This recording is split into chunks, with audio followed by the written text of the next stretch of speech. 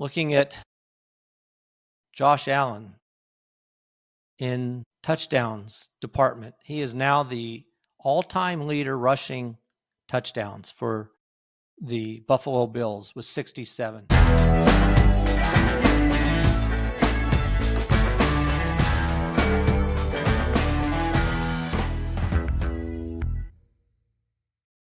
All right, welcome back to Just the Stats NFL, the show that covers the NFL statistical leaders from the all-time greats to the current players leading the NFL. I'm Ernie Jennings, your host, and we're going to continue looking at the games that were played this weekend.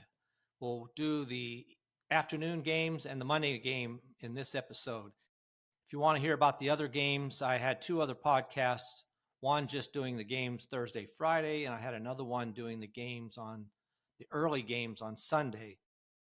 Starting next week, I'll just do two podcasts, I think, one and split them up that way, most likely. And the Thursday game, I think I'll do on Friday when I'm also previewing the games, some of the games as well. So we'll kind of cover it that way. Tell you a little bit more about what's coming up tomorrow on my podcast. But as usual, what we'll do is go through the games. First of all, I will cover any all-time records that are being broached by either team in the game. For example, whether it's a team stat or an NFL stat. And I'm usually sticking to the top 10 in categories, not just anywhere in the list, but players or even coaches that are pushing into the top 10 in different categories. We'll look at that. So as an example, we'll go with this game. First one we're going to look at today is the Tennessee Titans versus the Denver Broncos. This game, Denver won the game 20-12. And so now the all-time record between the two teams, the Titans lead the series 25-18 with one tie. So Broncos still have a ways to go to catch the Titans. Now in this game, Sean Payton, coach for the Denver Broncos, is now tied for 8th, only with 19 wins, but that puts him at 8th. So every game he wins, he's going to move up another level. Next up for him is Lou Saban has 20 wins. So if he can win again, he will move into a tie for 7th. So if he wins next week, ties Lou Saban, he passes Vic Fangio for 8th. So that's where he's standing right now. All these coaches, Lou Saban's a famous coach, just didn't do quite as well in the pros as he did in college. All right, now looking at more Broncos statistics. So for example, in yards, Cortland Sutton was sitting at 11th, and he needed only 21 yards to pass Emmanuel Sanders for 10th all-time on the team. And he got that. He actually got 61 yards in the game. So Cortland Sutton now has 5,402 yards to move into 10th all-time in the Broncos receiving yards category. Next up for him is Haven Moses. And Cortland Sutton will need 49 yards to pass Haven Moses to move into 9th. So it's a good chance he moves up past him, and then we'll see where he goes from there. At some point, it'll be much more difficult for him to move up this list, but right now he's moving up a couple spots. And same with touchdowns. Again, Cortland Sutton was sitting at a number 11, and he needed 1 to tie Eric Decker, 2 to pass him. He did get the 1, so now he is tied for 10th all-time in touchdown receptions for the Denver Broncos with Eric Decker. Next up will be Steve Watson, who has 36. So it could be a couple games before Cortland Sutton can move into 9th. All right, that's it for a look at that right now. Going into the game itself, like I said, Denver won the game 20-12. Denver dominated this game, even though it was a fairly close game, and even at halftime, it was 10-9. Let's see. A lot of field goals there, but Denver had 20 first downs, Tennessee's only 7. And yardage, again, Denver had 317 total yards, which isn't a lot for the entire game, but Tennessee only had 133 yards, net yards. Horrible. They had 71 on the ground, and they had 62 net yards passing. Talk about the quarterback, but net yards, he only had 62. While Denver had a good rushing game with 151 yards rushing for a 5.0 average and 166 net yards passing, net yards, that is. So it was a good game for the Denver defense. This game, Tennessee, part of their problem was 13 penalties. That's just too many.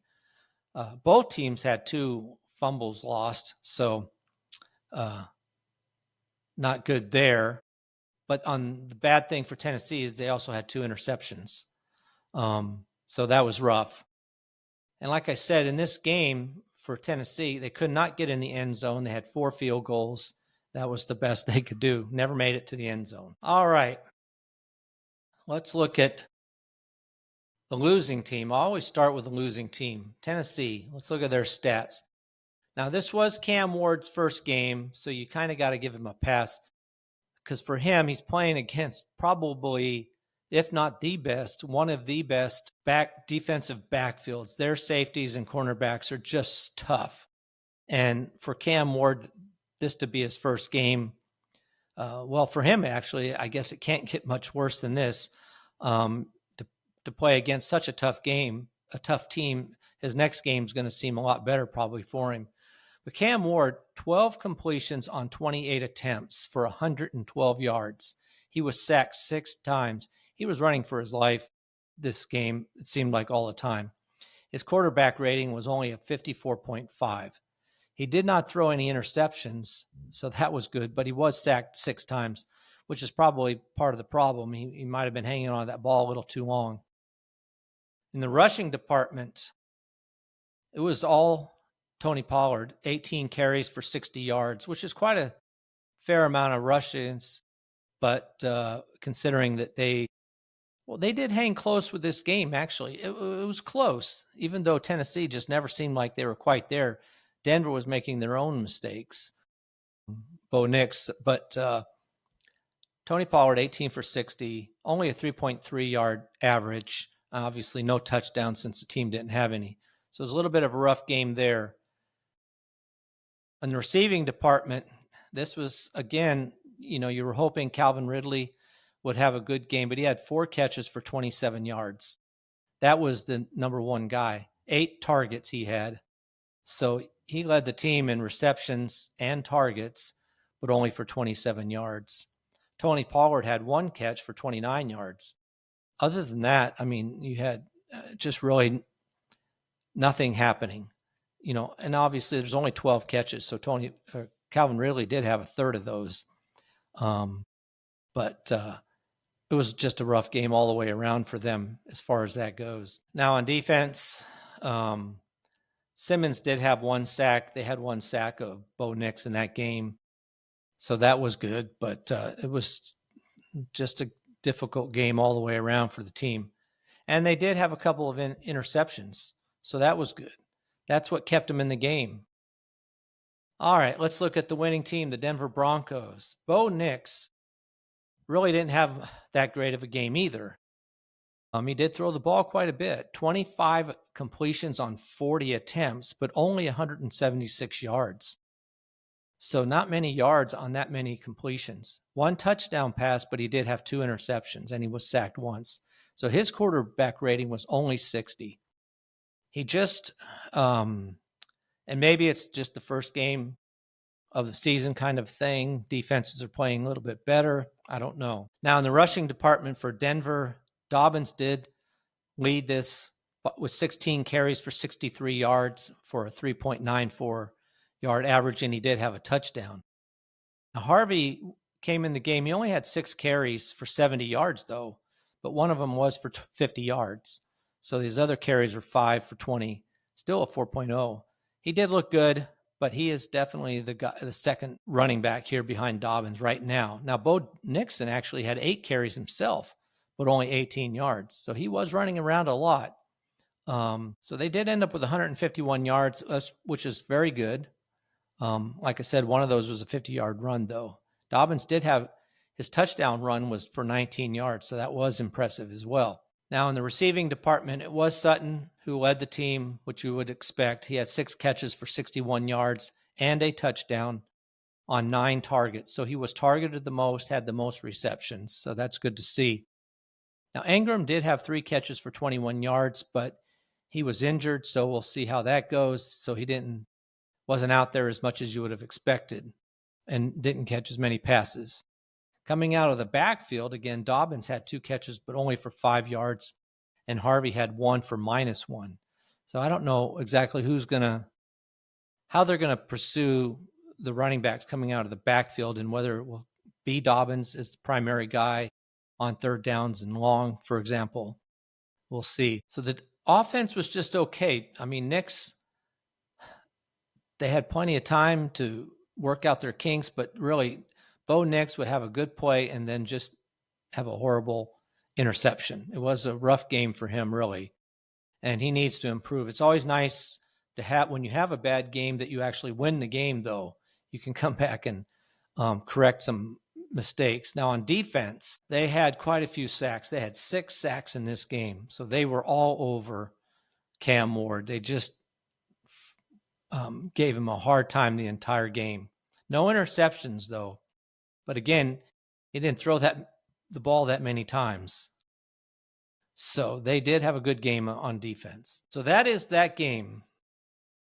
Denver Broncos winning 20-12. Next game, San Francisco 49ers at the Seattle Seahawks. Now, Seattle leads this series 31 now to 24, with San Francisco winning this game. It was a close game, 17-13. I'm sorry, San Francisco beating Seattle. And really, it was the 4th quarter that made the difference. It's a close game at half, 10-7. Seattle was actually winning. Come the 4th quarter, San Francisco was able to put it all together and come out with a victory. Now, in this game, we'll look at the team stats and so forth. As far as the coaches go, Kyle Shanahan was 4th. He's now tied for 3rd in all-time wins for the team with 71. He's tied now with Buck Shaw, who was coach of the team way back from 1946 to 1954. So quite a ways back, but he's now tied with 71 wins for 3rd all-time for the 49ers. Next up for him, which won't be this season and possibly not even next, is Bill Walsh, is number 2 all-time with 92 wins. So that's Kyle Shanahan's target down the road somewhere. As far as this game, that's really the only stat that was worth talking about right now. So let's look at the game. Look at the team stats. And again, here, even though it was a close game, and honestly, probably closer than it should have been, because San Francisco really dominated. They had 24 first downs to 14 for Seattle. Big lead there. And then in the total net yards, San Francisco had 384 net yards to only 230 for Seattle. So really, they dominated all the way down this chart. Net yards rushing, 119 for San Francisco, 84 for Seattle. And then net yards passing, they had 265 net yards. Net yards being the yards minus sacks, while Seattle only had 146 yards passing, net yards passing. Really domination in the offenses for San Francisco. And they had the ball for almost 38 minutes of this game to 22 for Seattle. So Seattle's defense was on the field all night, just about. Excuse me. Now, San Francisco had a little problem with the fact that they had 9 penalties, which slowed them down somewhat. But 3rd down efficiency for them, 50%, 7 out of 14. And 4th downs, they went for it twice and made it both times. So they really dominated all the way around. 72 total plays for San Francisco to only 50 for Seattle. And yet, the game came down to 17-13. So tough loss for Seattle. And San Francisco should be happy that they came out with a win. Now, Seattle in this game, let's look at their numbers. Darnold, this is what Seattle wanted. They got rid of Geno Smith and picked up Darnold. Well, he ended up with 16 completions on 23 attempts for only 150 yards, an 87.2 quarterback rating. Running backs. Kenneth Walker was the guy. If you're drafting in the fantasy draft, you're always picking Kenneth Walker before Charbonnet. But in this game, Zach Charbonnet had 12 carries for 47 yards for a 3.9 average and a touchdown. Kenneth Walker, 10 carries for 20 yards, only 2 yards a carry. I don't know if this is the way it's going to be all the time. Walker had a little bit of, as usual, which is one reason I won't pick Walker, but as usual, he had a little bit of injuries in preseason, so he missed some of the training camp. And so maybe they were just slow in working him into the offense. We'll see going into the next game. But if this is a split, Charbonnet really looked good versus what Kenneth Walker was doing. On the receiving core, this was all Smith-Njigba. 9 catches for 124 yards. He was the guy. 13 targets. So 9 of the 16 completions Darnold had went to Smith-Njigba. Now, Kenneth Walker out of the backfield did have 3 catches, but for only 4 yards. And Cooper Kupp, somebody I was watching, only had 2 catches on 3 targets and only for 15 yards. So not sure what to think of that. Like I said, they were only on the field for 22 minutes. So he could be a bust. You hope not, but he could be. We'll have to see another game because when Darnold was throwing, it was to Smith-Njigba. All right. In this game, Seattle did have 1 sack. That was it. No, they actually had 2 interceptions. So that helped them stay in this game, but to end the 1 sack. All right, let's look at San Francisco. Brock Purdy had he had a decent game, but those interceptions are killers. He was 26 out of 35 for 277 yards. Did have a pretty decent yards per attempt at 7.9, so almost 8 yards attempt. And he had 2 touchdown passes, but he also threw 2 interceptions. Really cost him there. This game, so he had a 92.2 quarterback rating. Not too bad, but like I said, those interceptions really hurt him. In the rushing department, it was all McCaffrey pretty much. They ran the ball quite a few times, 36 attempts, and nobody was outstanding. No one had a 4.0 average or better, but McCaffrey did rush the ball 22 times for only 69 yards. For a 3.14 average. Now, Robinson, who they just picked up in the late offseason, he had 9 carries for 33 yards. So those are your 2. And then Brock Purdy himself ran 5 times. So those were the only guys with the ball. But McCaffrey was on the field a lot. 22 rushing attempts. And then in the receiving department, he had 9 receptions. So he had touched that ball 31 times in this game. If you have him as on your team, you're happy. Unfortunately, he had no touchdowns, but he did rack up a total of 142 yards combined with those 9 receptions. If you're in a PPR league, which is what I'm always referencing if I'm talking fantasy, he had a good game. 9 receptions for 10 targets. The next best was Pearsall, had 4 catches on 7 targets, but he did have 108 yards. So that was a good game for Pearsall. Now, Kittle, unfortunately, only had 4 catches for 25 yards. He did have a touchdown before he went out of the game. And from what I'm hearing, he could be out 3 to 5 weeks. That is another big blow. They cannot keep offensive players, especially receivers, on the field. Ayuk's out. Now, Jennings is also hurt. We'll see what's going to happen with him.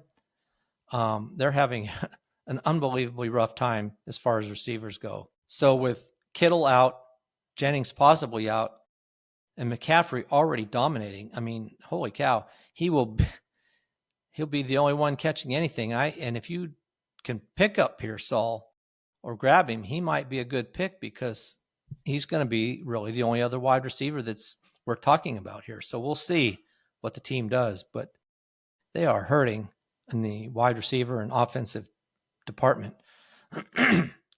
All right. Now looking at their defense, they only had 1 sack. That was it really for the defense.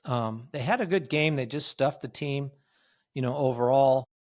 And just basically the team, you're going to have a good game as a defense if the other team's only on the field 22 minutes. So your defense is rested pretty much the entire game. San Francisco wins this game 17-13. Looking next at the Detroit Lions at the Green Bay Packers. And this was another interesting game because Detroit Lions, with their offensive coordinator gone to the Chicago Bears, new offensive coordinator, how was this going to look? And it didn't look really good, actually. Green Bay won this game handily, 27-13. Looking at the overall numbers here, Jordan Love is already 8th all-time in touchdowns passing for the Green Bay Packers, and he had 2 more on Sunday, so he's up to 62. He passes Cecil Isbell for 7th place all-time. Cecil Isbell, these are quarterbacks from 1938 to 1942. That was when he was quarterback. He threw 61 touchdowns. Jordan Love passed him. Now he has 62. Next up for him is at the number 6 spot is Arnie Herber with from 1930 to 1940. We're talking 100 years ago almost, 85 years ago, had 66 touchdowns. So it'll take him a few games maybe, unless he has some game like actually Aaron Rodgers had where he threw 4 touchdowns in a single game. Speaking of Aaron Rodgers, that's a number Jordan Love I doubt will ever catch. Aaron Rodgers, number 1 guy for Green Bay, had 475 passing touchdowns for the Green Bay Packers. Jordan Love now has 62. That is really the only stat in this game as far as team stuff like that goes. Let's look at the team numbers. All right, this was a close game, though Green Bay won it handily. First downs, Detroit had more first downs than Green Bay, 16-14. Total net yards, Green Bay had 266 to 246 for net yards. We're talking about for 246 for Detroit, so only a 20 yards difference there. Now, in the rushing department, Detroit, you would have thought, would have done better. Only had 46 yards rushing. You've got Gibbs and Montgomery, 46 yards. That's terrible. Green Bay had 78 yards rushing. With Josh Jacobs, you would think that might be more. The average gain for Detroit was only 2.1 yards per carry. 22 attempts for 46 yards. 25 attempts for 78 yards for Green Bay, which is only a 3.1 average. So neither one was that great. And the same in the passing game. Net yards passing, Detroit had 200. Green Bay had 188. And we'll look at the differences, why that was in just a second. Now looking at the interesting here, kickoffs. Detroit had 5 kickoff returns for 116 yards. So pretty good average there as far as that goes. We haven't looked at that much, seeing how this another change to the kickoff rules, but we'll see. In time of possession, and again, Green Bay won this game handily, but Detroit had the ball for over 35 minutes to Green Bay's 24 and a half minutes. So time of possession was really in Detroit's favor, but they ended up with only 13 points. So let's look at the Detroit Lions. Jared Goff, 31 completions on 39 attempts. So a lot of completions, but for only 225 yards, 1 touchdown, 1 interception. He was sacked 4 times. That really hurts. He had an 88.6 quarterback rating, so kind of average. It wasn't terrible. And Green Bay has a good defense, one of the probably top 5, and especially with the addition of Myles Garrett. Let me see that real quick. I'll get back to that if I'm wrong about that. Looking at the running game, again, it was a tough game. David Montgomery had 11 attempts for 25 yards for only a 2.27 yard average. Gibbs was worse, 9 carries for 19 yards. They just could not run the ball for 2.11 yards per carry. Really a rough game there. Now, what saved Gibbs just a little bit, if you have him, was he had 10 catches in this game, but for only 31 yards. That tells you that Goff was just dumping this ball off regularly and not throwing down the field. I mean, you can't have that kind of passing game where your receivers catching 10 balls, but only for 31 yards. And let me make a correction as far as I said Myles Garrett. I didn't mean Myles Garrett. I always switch Myles Garrett and Micah Parsons. I guess it's the similarity in the first names. Micah Parsons. I was talking about the Green Bay defense being really good and now even better with the addition of Micah Parsons. All right, so back to it. So Gibbs, 10 catches on 10 targets for 31 yards, though. Now, like I said, PPR, that's 10 catches. That's a point per reception, so that helped out. But even so, touching the ball, Gibbs touched the ball 19 times in this game, but for only 50 yards. So really a rough game. Laporta led the team as far as other than running backs. Sam Laporta, the tight end, had 6 catches for 79 yards. Not too bad on 9 targets. So he led the team in targets outside of Gibbs. Those were your top guys. I mean, and the running backs for this team I'm adding these up. Gibbs, Williams, and Montgomery, they had 18 of the receptions. So 18 out of the 31 receptions went to backfield players. That's got to change a little bit. You're going to have the defense crowding the line, just waiting for this kind of stuff. Amon St. Brown, 4 catches, only 45 yards. Tay Slaw, the new guy, had 1 catch, but it was a touchdown. 1 catch for 13 yards and a touchdown. Didn't see much of him, really. So not impressive. The passing game as a whole, the way it was structured, not very good. All right. Looking at the defense, no sacks, no interceptions. Really, underwhelming would be the word for it. Looking at Green Bay, Jordan Love. Now, like I said, this was one of the things that was different. I think Goff, I said, had 225 yards, but he had 31 completions. Now, Jordan Love only had 16 completions on 22 attempts for 185 yards. So he did more with his completions than Goff did. His quarterback rating was 128.6. Really excellent. He had 2 touchdown passes as well. So they didn't have to throw the ball a lot. They were already at halftime winning 17-3. Going into the fourth quarter, they were winning 17-6. So, and they ended up, getting another 10 points in the fourth quarter. But so they really did not have to throw the ball a lot. Now in the running game, this was all Jacobs. 19 carries for 66 yards, only a 3.47 yard average. He did have a touchdown though, so that was helpful. Jordan Love himself had 3 carries for only 4 yards. So outside of that, it was Jacobs that was the guy in this game. He had 1 reception as well, so Jacobs touched the ball 20 times in this game.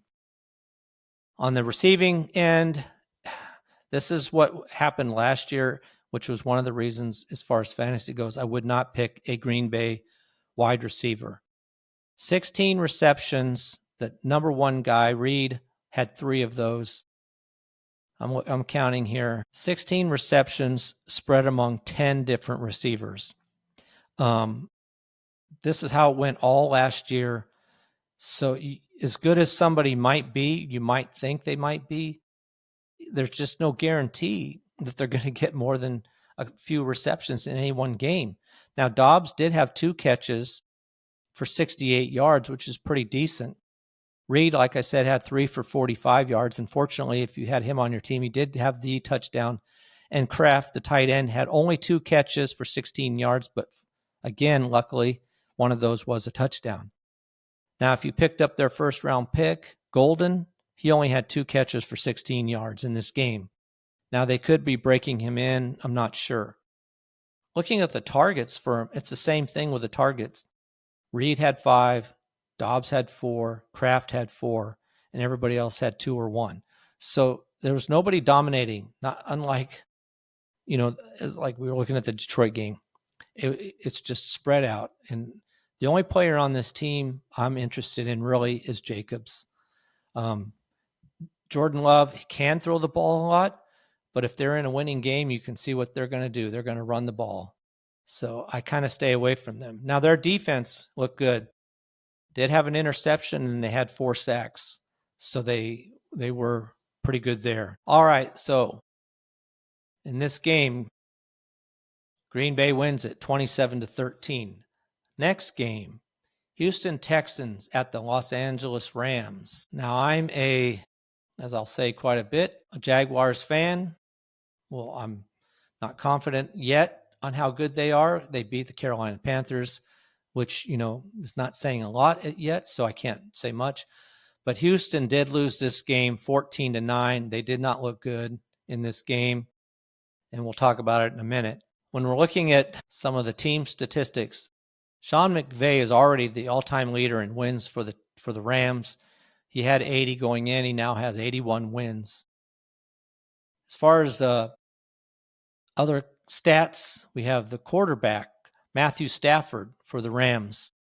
Category he doesn't want to be part of, but he was 7th going into the game in most times sacked with 117.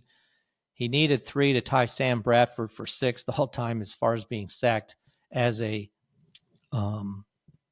Los Angeles Ram. He did get 3, so he's now tied for 6th all-time in being sacked. Next up for him is the quarterback that they swapped with, Jared Goff. Jared Goff is 5th all-time in being sacked for the Rams with 129. So Matthew Stafford doesn't need to be sacked at all with that back he has, but he needs 9 sacks to catch Jared Goff, 10 to pass him. All right. Now, one other stat, the Texans kicker, Fairbairn, is the team leader already, and he's now got 882 points. He got 9 more points to add to his lead there. All right, let's look at this game. We'll look at the losing team, the Houston Texans. And this is going to be a problem the entire season, and it was a problem last year, and I don't think Houston did much to correct it, and that is their offensive line. So Stroud was 19 completions on 27 attempts for 188 yards. He did throw 1 interception, no touchdowns, and he was sacked 3 times for a quarterback rating of 74.3. In the rushing game, Nick Chubb didn't do too bad. 13 carries for 60 yards for a 4.62 yard average. The problem obviously is, and they were in this game at halftime, Houston was actually winning 9-7, but then the Rams scored a touchdown in the third to make it 14-9, and that's where the game ended. Chubb they need to have a positive game script for Chubb to be on the field, but 13 carries for 60 yards. Coming back from all the injuries and so forth, not a bad game. We'll see how he does going beyond this. Now, Marks was another running back that was talked about a lot, but he only had 3 carries for 3 yards in this game. So it was Nick Chubb, and Stroud had 5 carries for 32 yards to be the second leading rusher for the team. In the receiving department, obviously, if you had Nico Collins, you're not happy.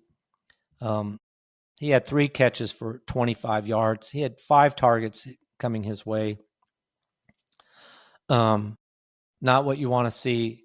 The tight end Schultz had 3 catches for 28 yards on 5 attempts as well. So really not that great. Stover, wide receiver, had 4 catches for 22 yards to lead the team as far as receptions go. That was the most, 4 for 22.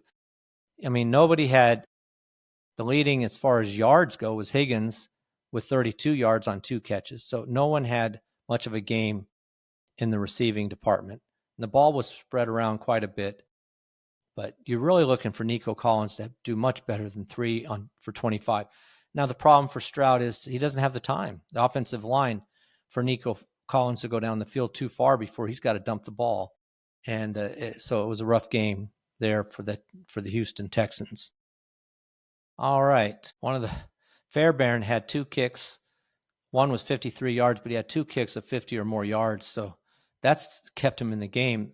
In fact, his other kick was somewhere between 40 to 49 yards. So they really never sniffed the end zone. They're never close. Not when you're kicking 40-plus yard field goals for your 9 points that the team had. And looking at the defense did sack the quarterback 3 times in this game. They didn't have any interceptions, so it was not a bad game, but and they did hold the Rams to only 14 points. So the defense really held up, and they do have a good defense, but if that offense is going to be like this, it's going to be a rough year for Houston, which if you're like me, a Jaguars fan, that could be helpful. All right, Stafford, 21 attempts, 21 completions on 29 attempts for 245 yards. Not bad. 1 touchdown, 0 interceptions. He was sacked 3 times, but he did have a quarterback rating of 109.1. So pretty good game for Stafford. Averaged 8.4 yards per passing attempt, so that was good. In the rushing department, this was Williams. Signed his new contract, had 18 carries for 66 yards and 1 touchdown. So good, decent game for him. Really, he was the only running back who had any more than 1 attempt. So he is the guy as far as running game goes. Looking at the receiving department, this was Puka Nacua, 10 catches for 130 yards, 10 catches on 11 attempts. Now, Davante Adams, which was somebody I was interested to see how he would participate in this game, he had 4 catches for 51 yards, and the ball was thrown his direction 8 times. So unlike some teams, looks like Stafford's going to focus on Nacua and Adams. Nacua had 11 targets, Adams had 8. Nobody else had more than 2. So it definitely looks like those will be your top 2 players, just as it was when it was Nacua and Kupp. So Davante Adams could have a good year here. No touchdowns for him. He's somebody I'm watching as far as all-time leaders in touchdown receptions, but he didn't have any in this game. In fact, Allen had a touchdown reception hit on his only catch for 13 yards. He had a touchdown. And Smith, the other one, for 1 for 36. So guys you would not expect. Only on 1 target, these guys. Allen was targeted twice, had 1 catch, and it was a touchdown. So unexpected sources for the 2 touchdowns in this game. All right, looking at the defense quickly, they had 1 interception, 3 sacks, so they had a decent game there. That is that game. Rams winning it 14-9. Next game, Baltimore Ravens at Buffalo Bills. Wow, crazy game there. All kinds of numbers to talk about in this game. Looking at Josh Allen in touchdowns department, he is now the all-time leader rushing touchdowns for the Buffalo Bills with 67. He was tied with Thurman Thomas with 65. And this is rushing, not even passing, but rushing touchdowns. He had 2 more on Sunday night. He has 67, so he is now the all-time leader in that category. Looking at the other quarterback, Lamar Jackson. Lamar Jackson was 3rd all-time on his team, the Ravens, in rushing yards with 6. He only needed 8 to pass Ray Rice to move into 2nd all-time. He had 70 yards rushing. So he now has 6,243 yards to move into 2nd place all-time rushing yards for the Baltimore Ravens. Now, Jamal Lewis has 7,801 yards rushing, so you won't see Lamar Jackson catch him this year, but there is a chance by the end of next year that Lamar Jackson could be the number 1 all-time rushing player for the Baltimore Ravens. Lamar Jackson increased his lead. He's also the number 1 running quarterback in NFL history, and he just increased his lead by another 70 yards. So you had 2 quarterbacks in this game who are in the all-time lead in categories. Josh Allen is moving up on Cam Newton to be the all-time rushing touchdown leader. But he's got a few more to go there. All right, let's look at the team stats in this game. First downs, Buffalo had 29 to 19 for Baltimore. Total net yards, Baltimore had 432, which is good, but Buffalo had 497, which was better. In the rushing department, dominated by Baltimore with 238 yards rushing to 108 for Buffalo. Passing game, though, was dominated by Buffalo with 389 net yards passing to 194 net yards passing for Baltimore. And this is obviously the difference in the amount of passes thrown by each team. Huge game as far as the offenses go, defenses. You've got two quarterbacks that are hard to defend against. All right, looking at the total plays, Buffalo, again, 78 total plays to 50 for Baltimore. And Buffalo had the ball for almost 35 minutes to Baltimore 25 minutes. Crazy game. Baltimore looked like they had it wrapped up, and Buffalo in the last few minutes came back and won it 41-40. What it has to be a blow to the Baltimore Ravens. So we'll look at them now. Lamar Jackson had a good game. 14 completions on only 19 attempts for 209 yards and 2 touchdowns. He had 144.4 quarterback rating. That's one of the best. I mean, that was tremendous. Looking at the running game, Derrick Henry, 18 carries for 169 yards, over a 9 yards per carry average, had 2 touchdowns. He had a massive game. Lamar Jackson was second with 6 carries for 70 yards for over 11.5 yard carry. He had a 1 touchdown himself. So 3 touchdowns came on the ground.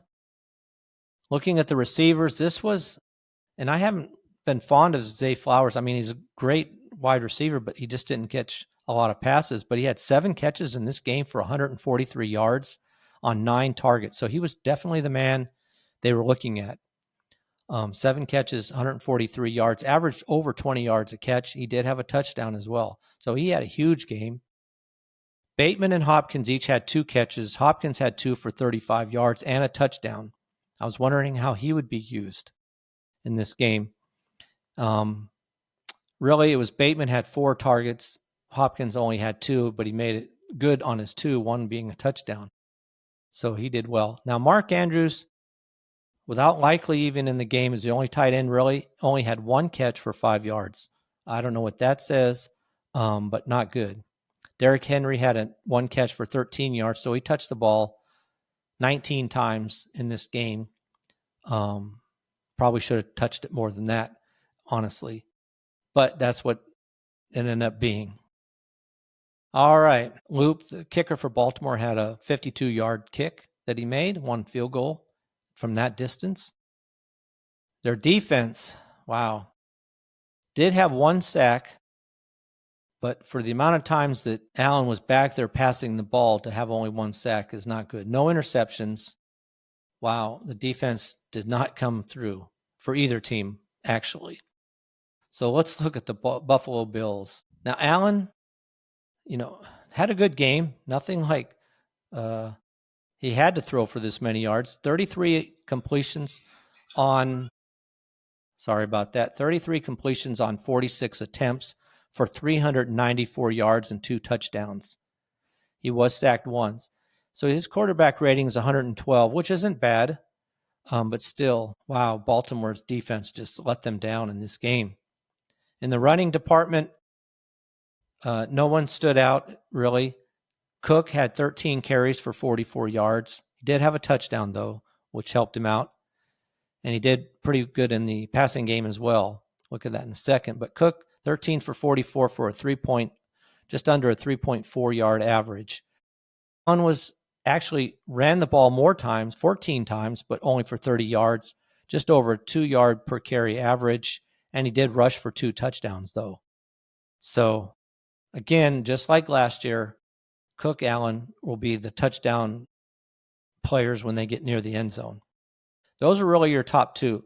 They had 27 of the 31 rushes for the team. Davis, one of the backups, only had one attempt for 2 yards. And often he's considered the backup for Cook, but it was all Cook or Allen in this game. And the game dictated that they ended up having to throw the ball a lot and not run as much as the game got on. I mean, at halftime, it was 20-13 Baltimore.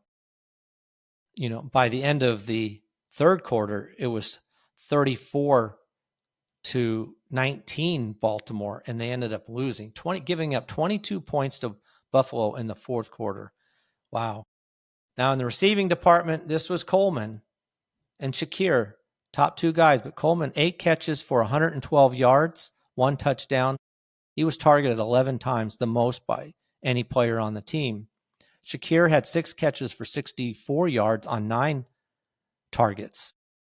And then Palmer, another wide receiver, had 5 catches for 61 yards on 9 as well. So those are your 3 receivers. Cook, coming out of the backfield, had 5 catches for 58 yards on 5 targets. It's a little deceiving, 5 catches, 58 yards. One of them was for 51 yards. So then he had 4 catches for 7 yards after that, other than the one big catch.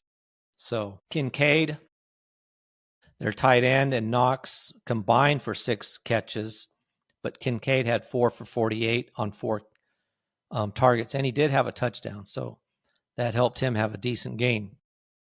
So, like I said, it was dominated by the wide receivers in this game pretty much.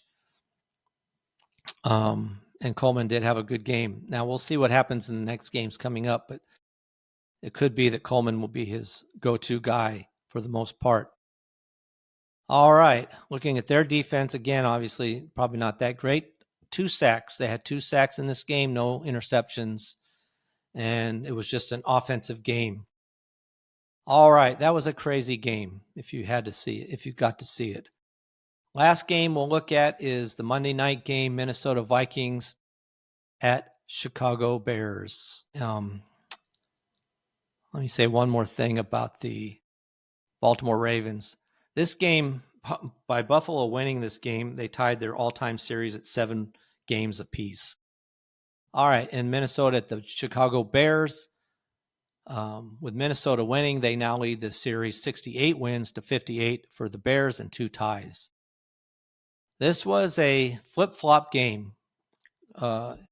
Minnesota looked terrible in the first half. Actually, probably the first 3 quarters, really. And Chicago looked good in the first half and bad in the second half. And we're talking primarily the quarterbacks here. And we'll talk about it a little bit.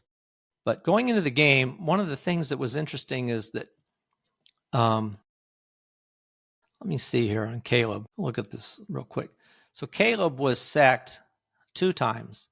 He needed 3 sacks to move into 11th and 4 to move into 10th all time. And I only put this, usually I'm putting the top 10. But last year, Caleb, in his first season, he was sacked 68 times. The number 10 player for the Bears all time has 72 sacks. So obviously he's going to break the top 10 at the rate he was going. So when you watch this game, in the first half, he was running around all over the place. They could not get him. And I was thinking, how was he sacked 68 times last year? He looked really pretty good in the first half.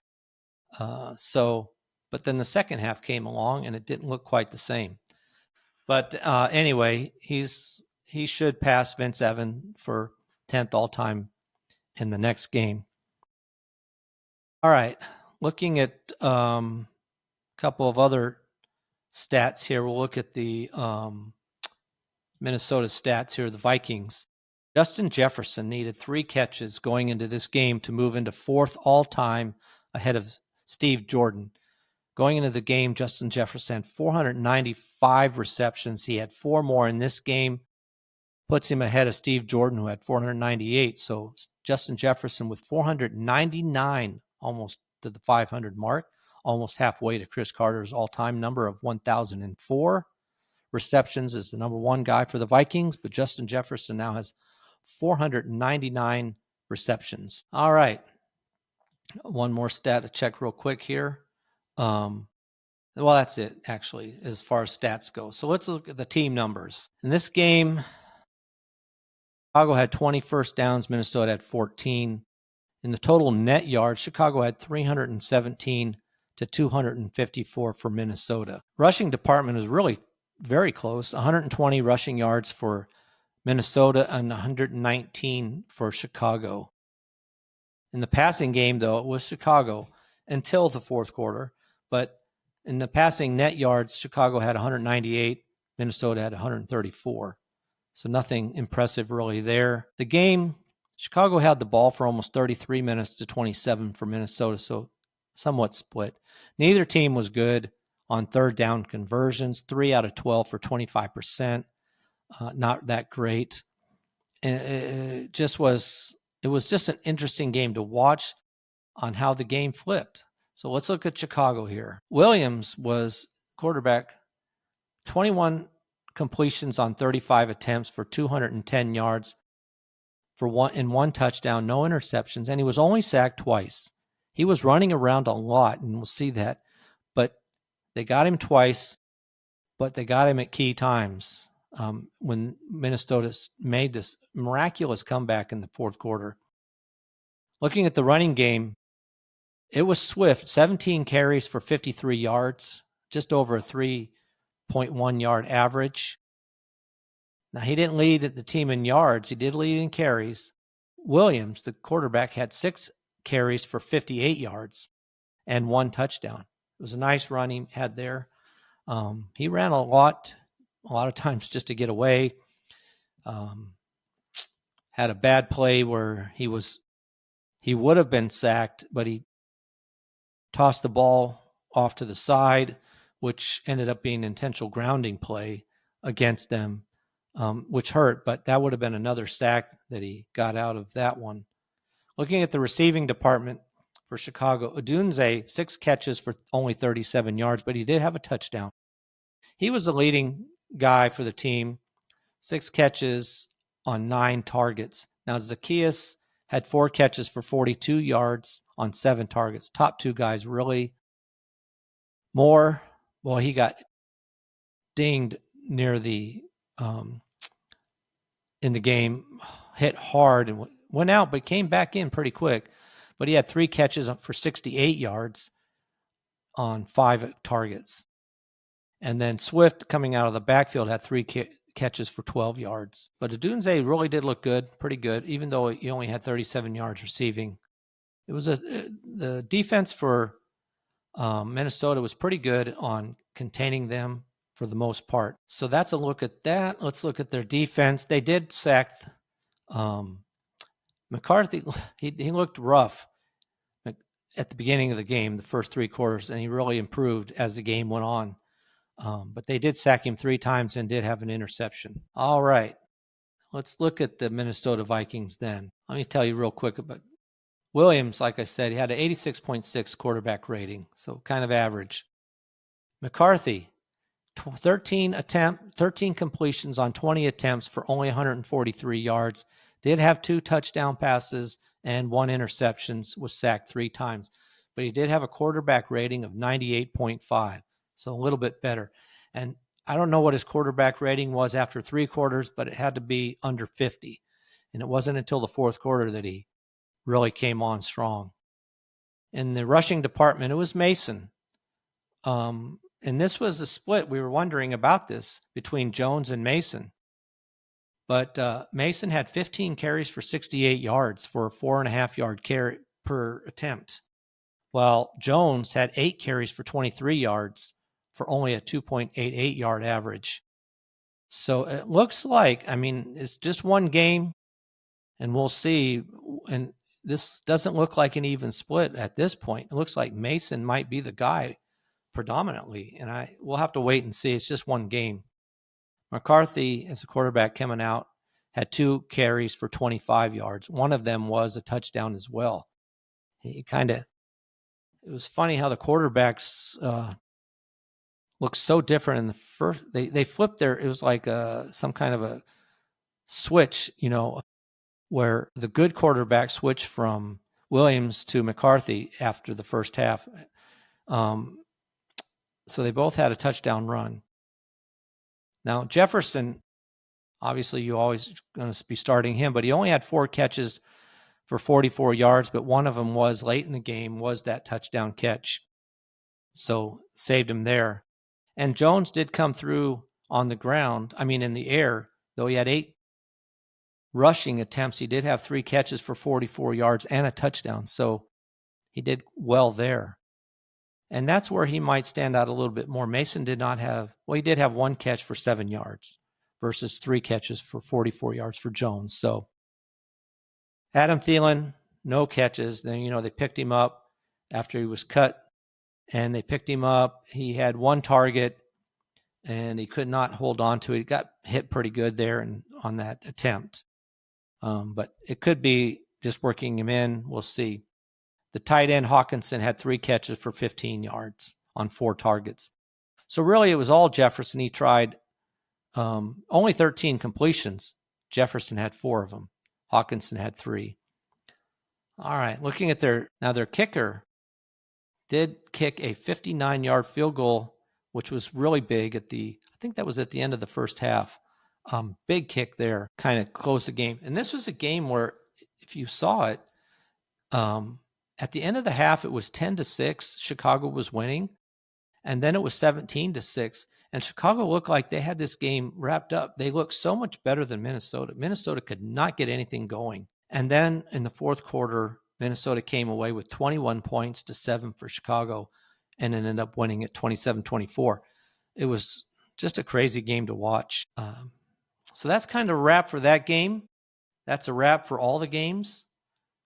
Interesting games. That game looked like such a dud on Monday night, and it ended up, if you stayed long enough to watch the whole game, it became an interesting game in the fourth quarter. And it was a much more entertaining game by the end of the game. So that is a wrap for our look at the game from week 1.